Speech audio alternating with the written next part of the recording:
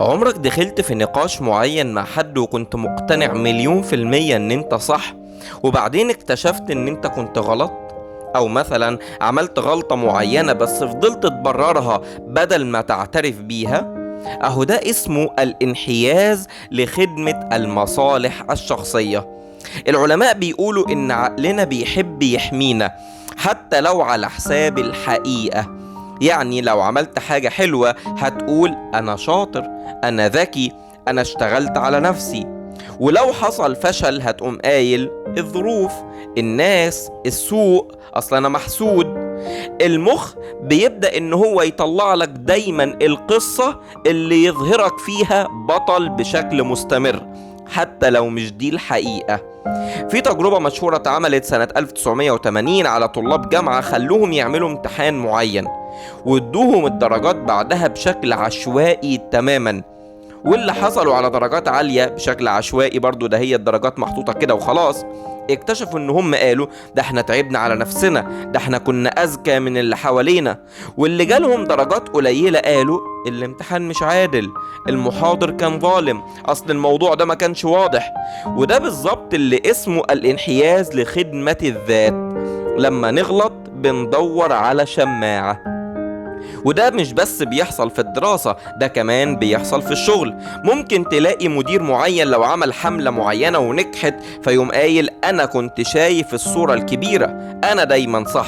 ولو فشلت ممكن يقوم قايل الناس ما نفذوش بالطريقة اللي أنا عايزها، أو السوق ده أصلا وحش.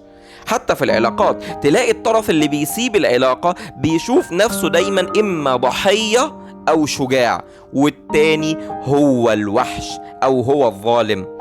المشكلة في الانحياز ده إنه بيمنعنا إن إحنا نتعلم، لأننا مش بنشوف غلطنا، كل مرة بنلوم الظروف أو نحرف الحقيقة شوية عشان تريحنا. في الحقيقة ده بيجنبنا المواجهة اللي كانت هتطورنا فعلا. في دراسة اتعملت سنة 1979 لقوا إن الناس بتحب تعزو النجاح لمهاراتها، تقول إن النجاح سببه المهارات بتاعتها، أما الفشل لأسباب خارجية.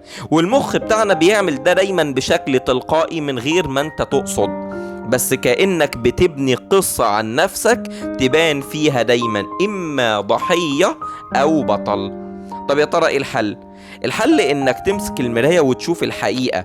اسأل نفسك فعلا من جواك، هل أنا فعلا كنت تعبت في النجاح اللي أنا وصلت له، ولا في جزء من الحظ؟ هل فعلا فشلي بسبب الآخرين، ولا أنا كمان عندي جزء من التقصير؟ الصدق مع النفس هو أول طريقة للتحسن، أول خطوات التحسن والنضج والوعي والحكمة النفسية. الخلاصة هنا إن الانحياز ده أو الانحياز لخدمة مصالحنا الشخصية أو الذاتية هو أكبر عدو للتطور. وكل مرة بنزنقه كده على جنب ونواجه الحقيقة بشجاعة، وقتها فعلا بنكبر ونتعلم وننضج.